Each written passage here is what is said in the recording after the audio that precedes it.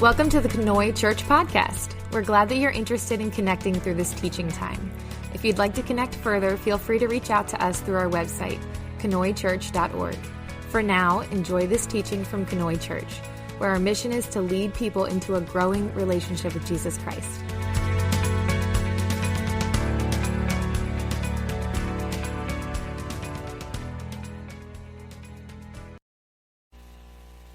Good morning. Whether you knew it or not, we are starting a new series this morning on the Sermon on the Mount, which I'm excited about because for the last number of weeks we've been in Daniel, which is the Old Testament, so now we get to jump back to the New Testament, which I just genuinely really enjoy and love. So, fun to be back into the New Testament, fun to be in the words of Jesus and exploring those with you guys. I am not going to make any assumptions about anyone in the room and that you guys even know what the Sermon on the Mount is, all right? So that's where we're going to start. Super, super fresh, making no assumptions. What in the world is the Sermon on the Mount? So here's what I'm going to tell you. If you guys love to use your Bible or your Bible app, open it up to Matthew chapter 5, okay? That's how fresh we're going to start. And if you open it up to Matthew chapter 5, what you're going to see is verse 1. I'm going to throw it up on the screen for those of you guys who just can't stand opening up a physical Bible, okay? Which I get, screen / we don't actually have screens here. I say screens. We just have wall. Wall is easier sometimes, right?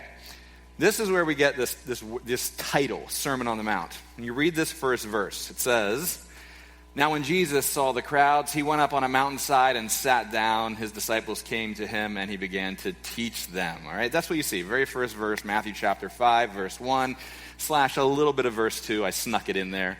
It doesn't get much simpler than that, all right? So what's a sermon? A sermon is a teaching. That's all it is, okay? That's what a sermon is. It's just teaching.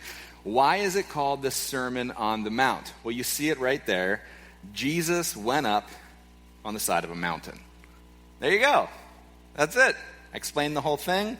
We can all go home, right? That's the whole sermon. That's everything I had prepared for you today. Sermon on the Mount. Jesus went up a mountainside, and that's it, okay? You guys feel good? Okay, all right, we'll keep going then. Thanks, Izzy. I did prepare a whole lot more, and you just unlocked the rest of it, okay? Everybody else was ready for an early lunch, but you unlocked the rest of it for me. All right. The whole Sermon on the Mount is like 100 verses long, but it is the densest, packed, most of Jesus' teaching in one place. Matthew 5, 6, and 7. And you might wonder, why did Jesus sit down? That is, some of you were like, I didn't wonder that. But some of you were like, I did actually wonder that. Because most teachers, pastors that you see stand up to teach. Traditional rabbi sits down to teach. In fact, that's how most people would know a rabbi was ready to teach. They sat down. So when you read this verse, Jesus went up the side of a mountain. He sat down. That's how they would have known, oh, he has something to say. He sat. Okay? So, that's how we get started with this whole thing. Verse 1, tiny little bit of verse 2, up the side of a mountain. There's a whole big crowd there. Jesus sits down, and he begins to teach. There's a big crowd. The crowd is full of all kinds of different people.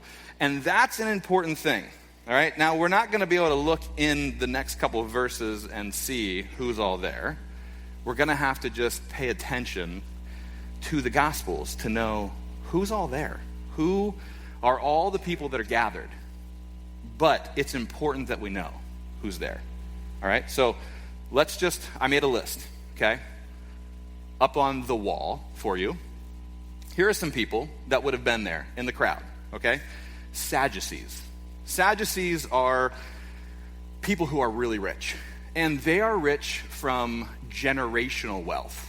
All right? They didn't make their money like you went to work, had a great idea, and you got rich. They got rich because it was passed down to them from generational wealth. That's how they've been wealthy, okay? And so because they're wealthy, they've got a lot of power. It's connected to religion, though. So know that. And because they are religious and they're wealthy, one of the things you should know about Sadducees is that they love the first 5 books of the Bible, okay? Those are their holy scriptures. They don't believe in the resurrection, and that's also an important thing because some of the debates between the Sadducees and the Pharisees have to do with resurrection. They don't believe in the resurrection. What else can I tell you? They would have partnered somewhat with Romans. Romans are who occupies Israel. All right? They wouldn't have liked the Romans. They wouldn't have been happy that the Romans occupied Israel. But if they want to hold on to their power, they want to keep their wealth, they would have found a way to work with the Romans. Make sense? Okay, good. Pharisees would have been in the crowds. They also would have been pretty wealthy, but not generationally. It's not mommy and daddy giving them money. They would have been wealthy because they would have obtained power through education, through being religious. And because they're powerful, they would have been wealthy. They also, like the first 5 books of the Bible, but also more. The prophetic, what we call the prophetic books of the Bible would have been important. But even more than that, it's the oral tradition. Everything that's been passed down to them from previous rabbis, the rules and regulations passed down to them, would have been very important. And that law is law that they would have heaped upon all the other Jews around them. And that is how they keep their power. They put all of those rules and regulations and laws upon you. I'm going to call you guys like the normal folks, okay? So the Sadducees keep you down because they've got wealth and power. The Pharisees keep you down through laws of religion, okay? And they heap all of that on you. Pharisees, they do believe in resurrection, by the way. So they would have that in common with Jesus. Who else is in the crowd? Zealots. Zealots are people who really, really, really don't like the Roman occupation, okay? Super against it. Sort of like a secret society, and the name of their secret society literally means dagger, okay? They train with tiny daggers to assassinate Roman officials. And their training is to slip into a crowd, do their terrible work, and then slip out without being noticed. And that is their way of having power. They're fearsome. They are scary. The dagger. Okay? That's what their name means. And they're not afraid to kill to get the Romans out. Make sense? They're in the crowd. Who else is in the crowd?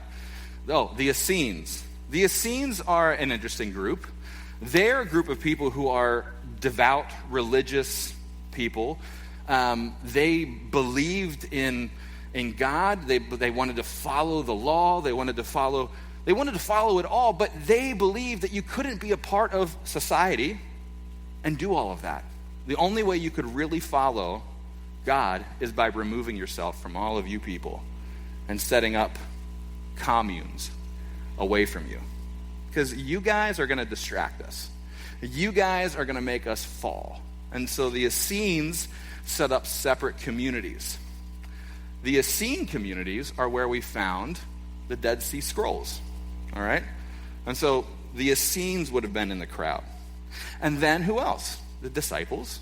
The disciples are there. We see that right in the scripture. They're following Jesus. The disciples are people that came from a lot of different backgrounds, right? If you've been going to church in any kind of shape or form of your life, you would have known that there's a zealot among the disciples. There's tax collectors among the disciples. There's fishermen among the disciples. There's all sorts of different people among the disciples that Jesus has handpicked these different people to follow him, and he's training them. He's showing them all sorts of different things and ways to follow him, ways to treat other people, right? So those people are there. And then there's normal folks. Folks like you. folks who are curious. Who is this dude? Who is this rabbi that sort of came onto the scene from who knows where? He's talking about a whole bunch of stuff, right? Who's this guy? So there's people who are curious. And I bet you some of you are still curious. Some of you would fit that camp, right? There are some people who have come because they want to be healed. They probably have heard that Jesus is a healer, right? And their backgrounds are wide. Farmers, tax collectors, prostitutes, fishermen, their husbands, there's wives, there's children, there's all sorts of backgrounds. And there are probably some people there who are foreigners. They're merchants from other countries traveling, and they see a crowd of people going somewhere, and like, where are all the people going? And somebody's like, there's this guy, he's doing this thing, you should check it out. And they're like, all right, well, I'll go. Let's see what the big deal is. And they get swept along the crowd, right? That's what happens. And so they're a part of the crowd as well. The crowd is diverse. Lots of different people, lots of different backgrounds, lots of different ways of life and different ways of thinking and learning. But here's one thing that they all have in common, and this is important. The one thing that they have in common is the world they live in. And the world that they live in is ancient Israel. And ancient Israel is one where Rome occupies Israel. So whether you're a merchant coming into trade, whether you are normal folks living there, whether you're a Sadducee, a Pharisee, a Zealot, one of the Essenes, you're a disciple, what you have in common is Israel occupied by Rome. And in that world, it's a world where the rich use their money to have power. It's where royalty is passed from one generation to another. It's a world where religious leaders tell you how, where, and when to interact with God, and then they tell you if you're doing it right. It's a world where if you don't have a sword, you're probably going to be trampled by the people that do. If you don't have money, if you don't have royal blood, you're probably going to be stepped on by the people that do. And so as different as the crowd is, they have that in common. Are you with me? Okay. So if we have that in our head, then we can start off Jesus' sermon. And the first word of Jesus' sermon, if you look at verse 2, is this word: blessed. It's not an uncommon word for us, but it's also not a common word. It's not a word that we use a ton, right? It's not an uncommon word, but it's not a common word. It's probably more common in church circles than it is outside of church circles. I hear it more there. Blessed. What does it mean? And more importantly than what does it mean to you, what does it mean in Jesus' day is probably the question that we should be asking. In Greek, it's the word makarios. But here's the thing. Jesus doesn't speak Greek. You might remember that. We've talked about it before. It's not a surprise. I'm not trying to go, boop, gotcha. Jesus doesn't speak Greek, okay? The New Testament is just written in Greek. Jesus actually speaks Aramaic. And so Aramaic is a different language, and it's like very close to Hebrew. It's a sister language to Hebrew, so it's a different language. And so in Hebrew, the word is a separate word, ashe. Okay? This word is a little different, and it means the same thing, blessed. Okay? So I'm not saying it's a whole different word. It's just I want to know what's the word that Jesus is probably saying. That's what I'm trying to get at. Jesus isn't standing there saying makarios, okay? That's just the word that we have written down. What's the word that Jesus is probably saying? And it's probably this word, ashe. And so when I look in the Old Testament, which is written in Hebrew, I can look and go, okay, how is ashe used? And so I have a bunch of examples for you, okay? So we can look and see how is it used. So here in Deuteronomy, blessed, ashe, are you, Israel, who is like you, a people saved by the Lord. All right, so we're looking at Israel, and we're saying Israel is blessed because they're saved by God. There you go. Good. Okay. Here's another one. 1 Kings. And this is the Queen of Sheba coming into King Solomon's court. Okay, so she's speaking. And she says, blessed, Ashe, are your men, and blessed, Ashe, are these servants of yours who stand before you continually and hear your wisdom. So again, she's making an observation about this group of people. Right? She says, man, they're so blessed because of what they get to stand in proximity to. Again, it's an observation about people. Here we go. Psalm 1. Ashe is the person who does not walk in the counsel of the wicked. Again, observation. I can see this, right? This is, a person is blessed if they're not walking with wicked people. Here's another one, Psalm 32. 32.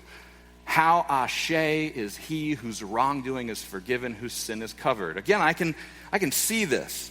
Ashe is a person who finds wisdom and one who obtains wisdom. That's what it means to be blessed when we look at the word Ashe.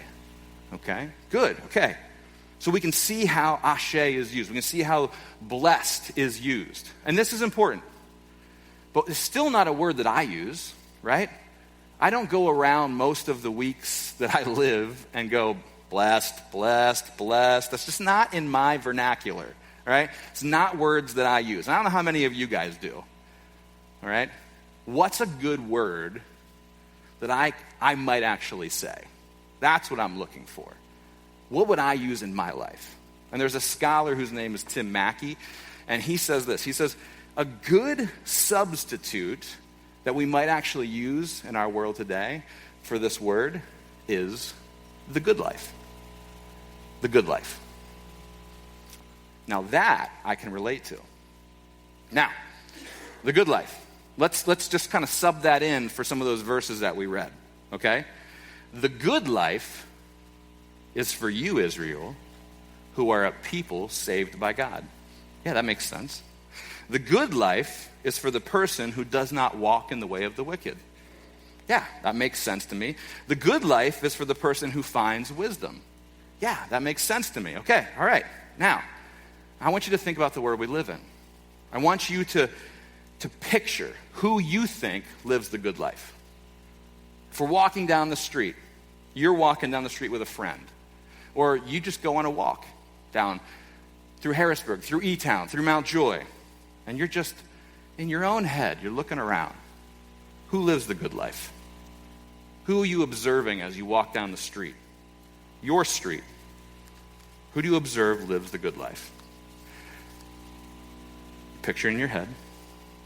And now I'm going to tell you some of the things that I'll hear if I randomly polled people out there. Okay? All right, here we go. The person driving the Porsche or the Escalade, they're living the good life. The athlete that's in great shape with a high-paying contract on the Wheaties box, they're living the good life. When you walk down the street and you pass by the massive house with the garden and the pool and that big estate, man, they're living the good life. The person who's got power and they can do whatever they want, they can say whatever they want, and they can control the outcome of any situation, man, they're living the good life. That's kind of what we think. And honestly, even if you might think something different, think about television. Think about what we promote in the world, what we lift up. Those are the things that we lift up in this world and say, that is the good life. Took a family trip yesterday to a national park. We were having lunch, and my son had a hot chocolate. He got at lunch, he had a hot chocolate, and he had a cup of water, and he picked both of them up in his hands, and he went to drink both, and he goes, "Hey, Mom, do I look rich?" I think because he had 2 cups. And I was like, what the world? Why does he care about looking rich? right?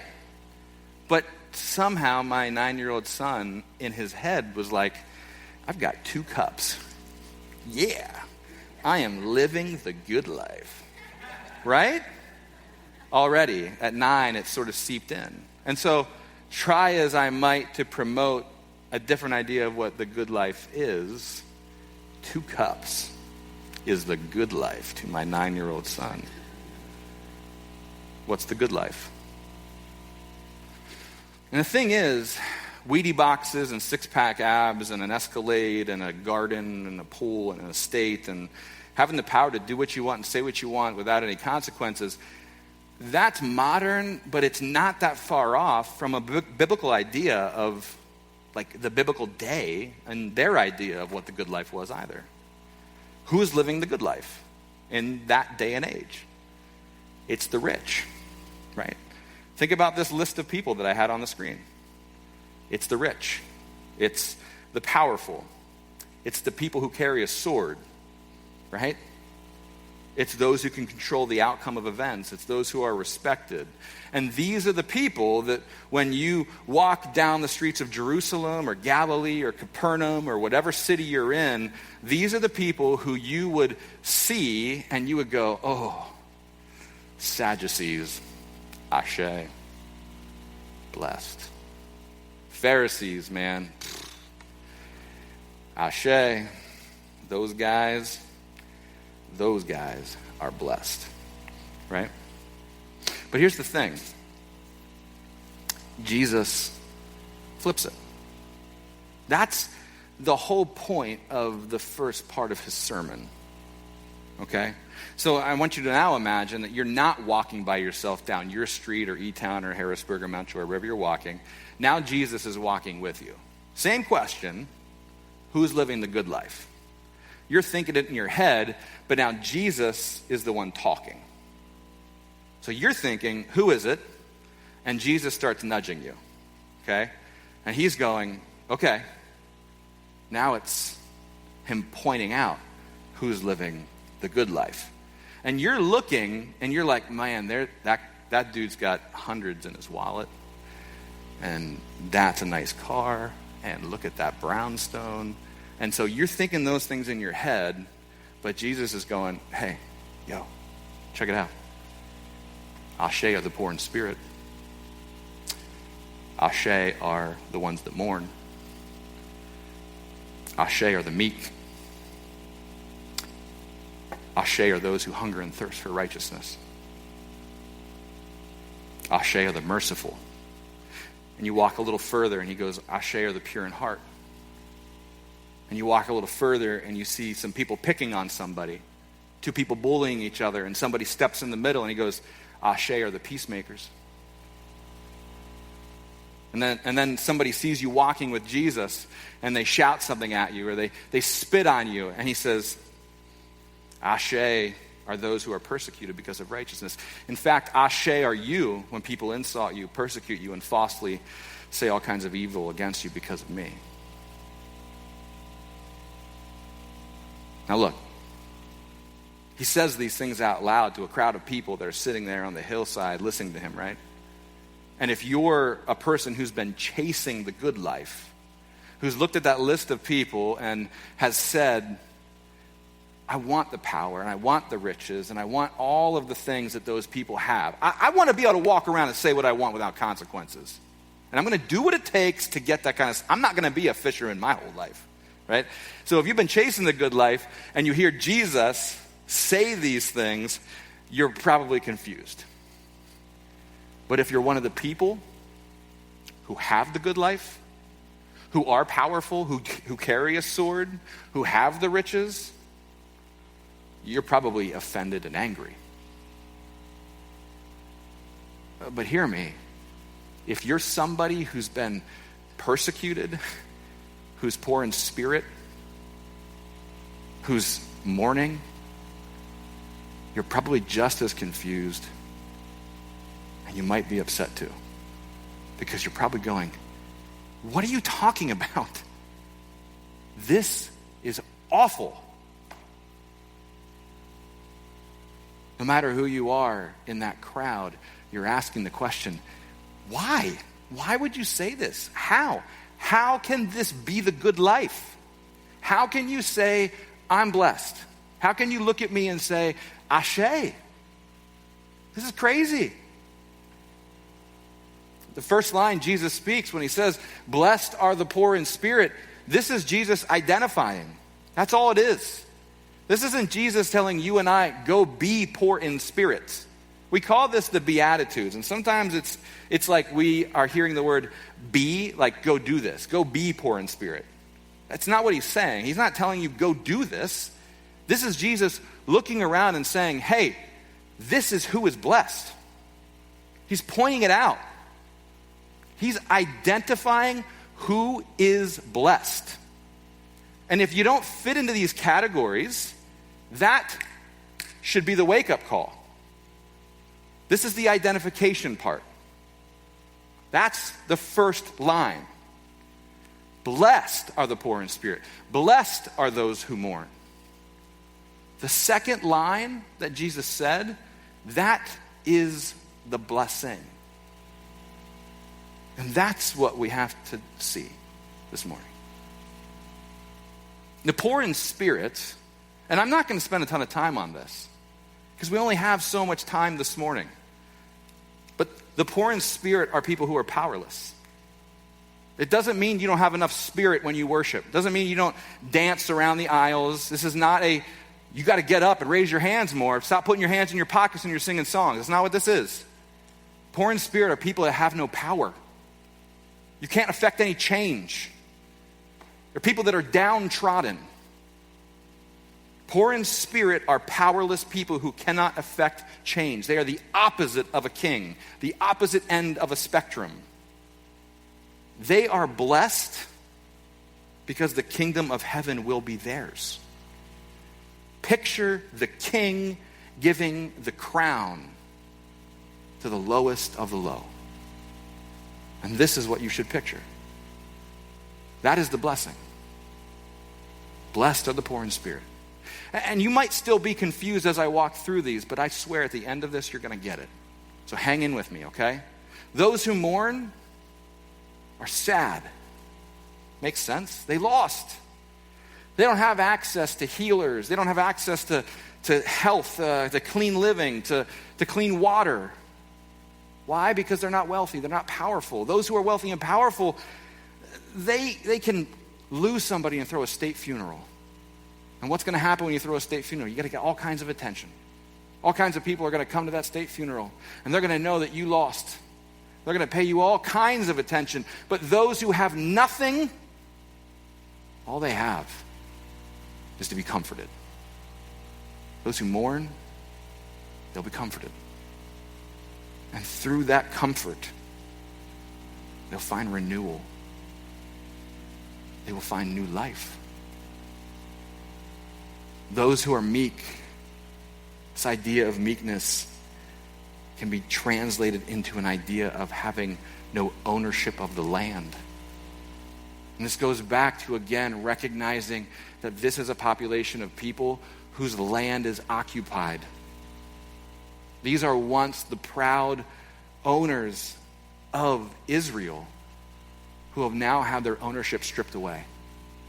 The people who once proudly farmed this land, who once had generational wealth, families that owned farms that were passed from one generation to another, it has been stripped away and now Rome occupies that land. Or that land has been given to people who now own it and live in far, far away Roman territories, and they send land managers in to manage it. Think about how many parables of Jesus's include managers of the land. How many of these people now who once owned the property now farm the property as workers on the land? But what's their reward? The meek. They'll not just inherit land, but they'll inherit the earth. It's not just Israel that they will once get back, but they will get back the whole earth. It will be returned to them. Those who hunger for righteousness are those who hunger for right relationship with those around them. They want a relationship that honors God. They're not satisfied with being stuck in relationships that do not honor God. And that means that they have to fight for relationships that honor God. And that is so difficult to do for anyone in this room that has ever had to fight to be in right relationship, in a relationship that actually honors God with somebody who seems to be willing to be stuck in unhealthy relationship. What a difficult place to be. But what's their blessing? What is the thing that they will someday receive? They will get righteousness. They will someday be rewarded with right relationship. Those who are merciful are blessed because they will receive mercy. Simple. This goes back to so many teachings of Jesus. You will receive what you extend. Those who are pure in heart.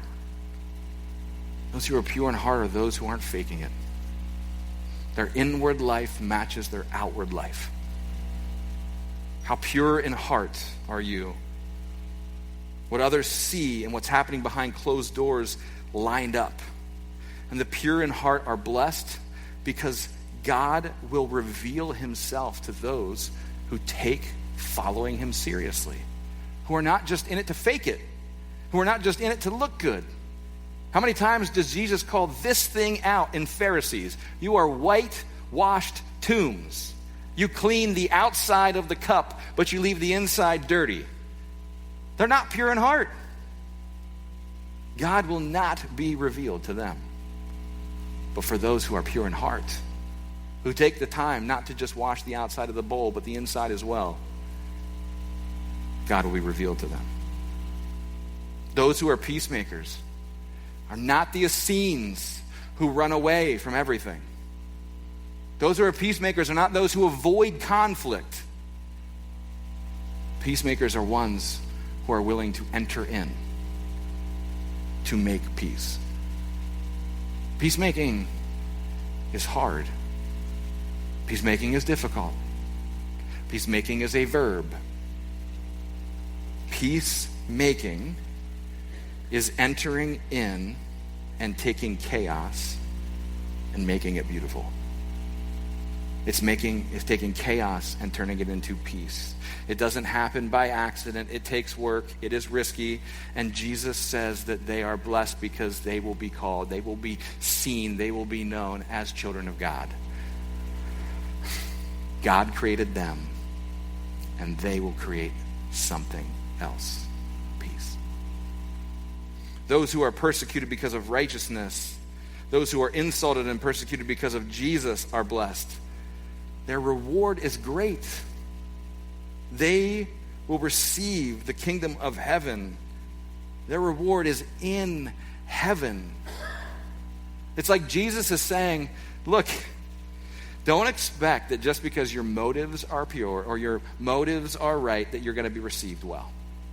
Don't expect that because you engage the world just like I engage the world that they're going to understand you like you want to be understood. They will misunderstand you. And in fact, they're going to hurt you.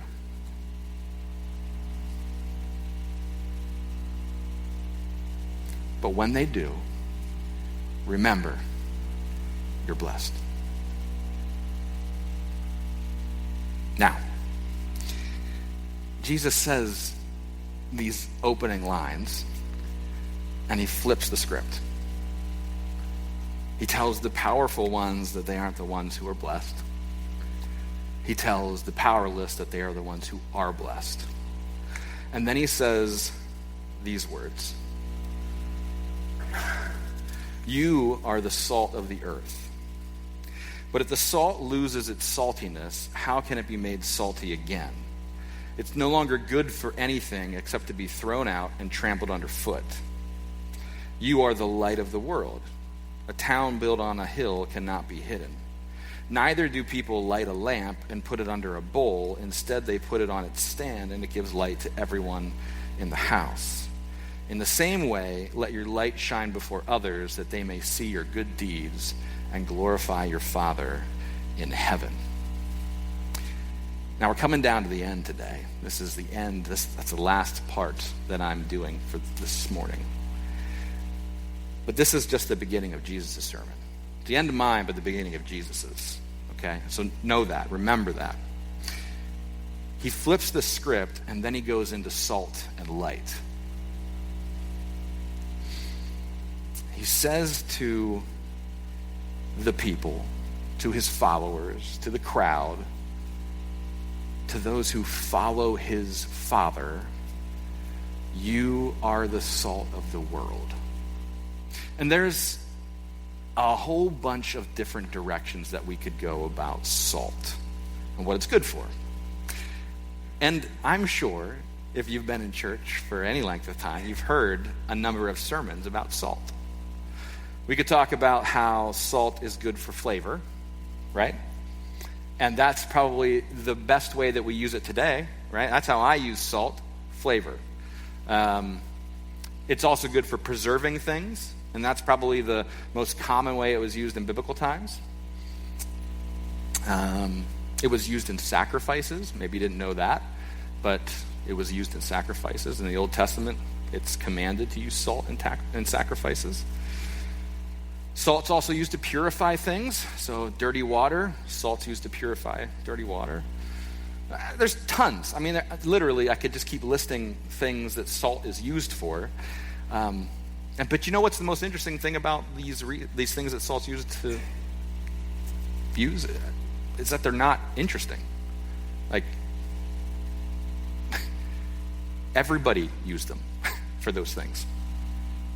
You didn't have to be a part of the Jewish culture or the Israel region to use salt for these things. Everybody used salt for flavor. Everybody used salt to preserve their meat. Everybody used salt to purify bad water. Even the Greeks used salt in their sacrifices. That's not even something that only Israel did. Like, everybody used salt for all those things. It's completely uninteresting. So, none of it's unique to Israel. But there's one thing that is unique to Israel. And this is what I think is what I'm supposed to talk about. And when you know this one thing, I think it makes more sense of light, like why Jesus talks about being the light of the world. I think it makes more sense as to why he says you're the salt as well.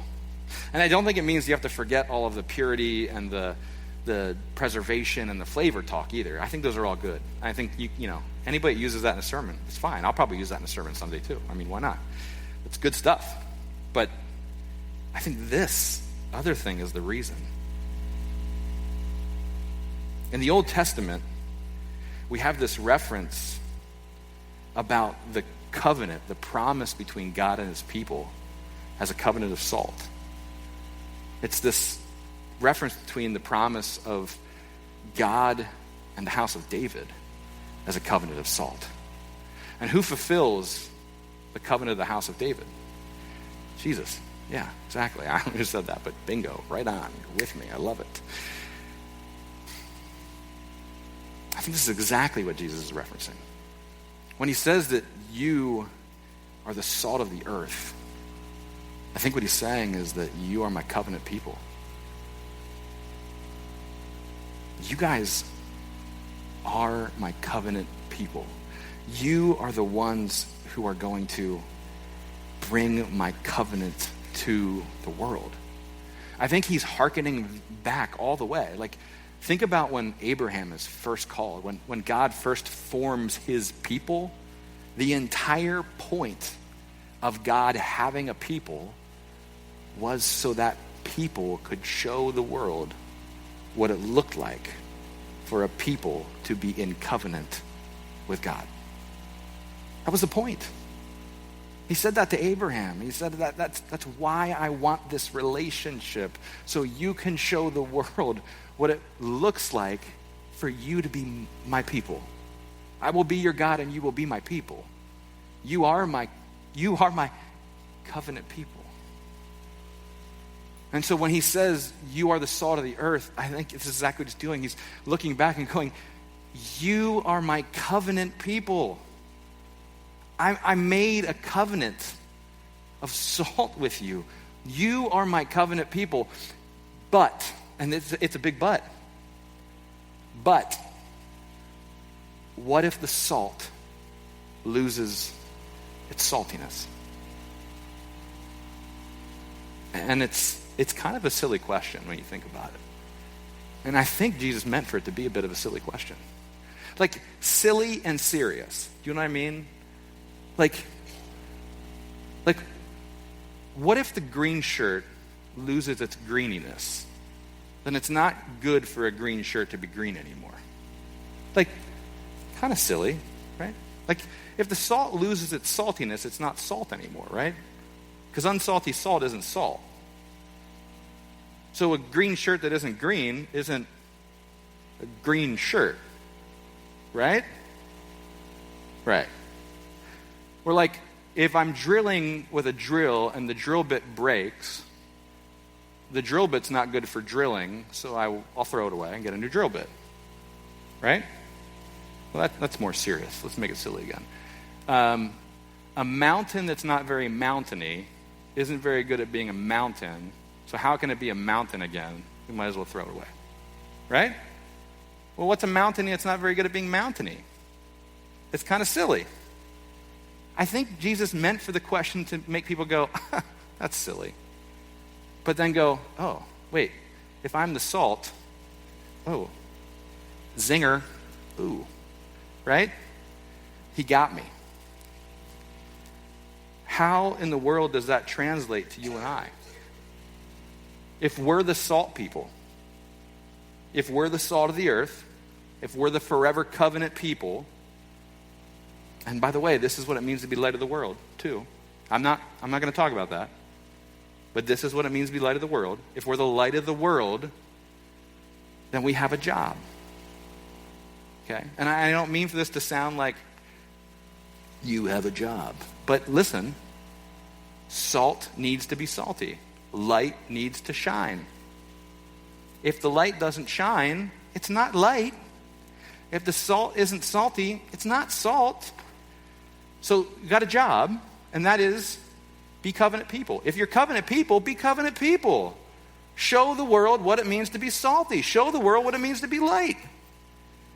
If we look like the world, and we talk like the world, and we sound like the world, if there's no difference between us and the world, we aren't really salty and we aren't really shining.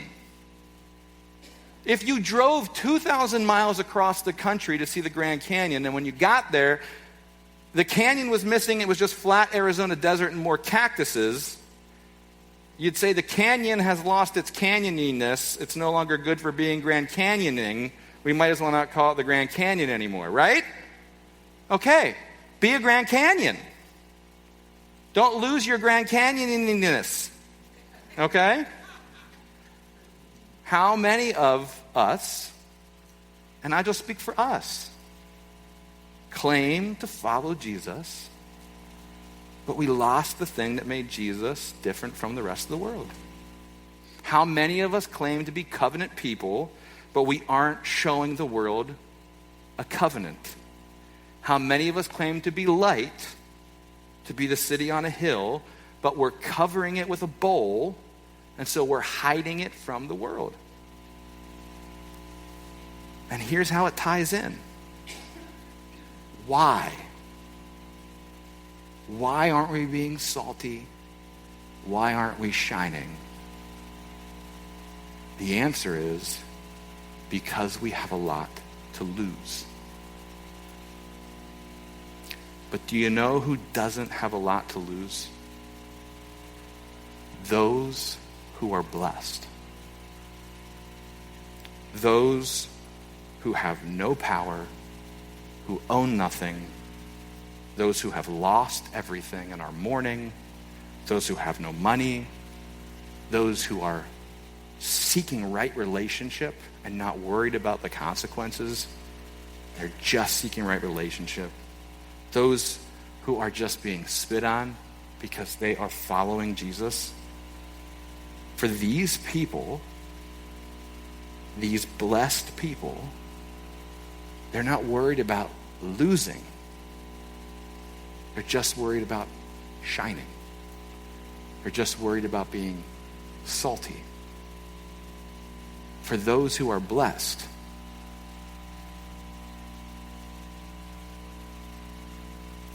For those who are blessed, they have a leg up on everyone else because they will understand more easily what it means to follow Jesus. They will understand more easily what it means to be the salt, what it means to be the light, because they have nothing to lose. And for the rest of us who have so much to lose, we have so much more work to do. Are you with me? That is where the rest of the sermon will now come in. This is the beginning of a sermon that flips everything on its head. And now the rest of the sermon is going to help us reorient our lives. It's going to help us go, okay, if these people are the ones who have a leg up on me, because you know what? I've got a lot to lose. I'm like the rich man who couldn't leave it behind. I'm not the poor in spirit. I'm the rich man. And Jesus told me what I had to do, and I couldn't walk away from it. But if I was poor in spirit, I didn't have anything to walk away from. I would have just followed. You see the difference? Now, there are outliers. There's a person like Zacchaeus who had everything, and he dropped it all to follow Jesus. So don't get me wrong, there are outliers. But these people have a leg up. There's a lot that I can learn, which means that those of us who fit in the category of powerful, of rich, of wealthy, of educated, of whatever the standard is that is not on this list, it's time for us to humble ourselves and learn. So we sit at the feet of the rabbi who gives us a sermon at reorienting our lives now under the values of an upside-down kingdom. And I'll give you a sneak peek. If you flip a page or two and you look at the last verse of chapter 7, he's going to say these words. For those of you who hear these words of mine and put them into practice, you're like a wise man or woman. And what did we learn about a wise one? A wise one is blessed. We can be added to the list of those who are blessed if we're willing to reorient our lives around this teaching. But it will take work, and it may not always be fun. Amen? All right, let's get started.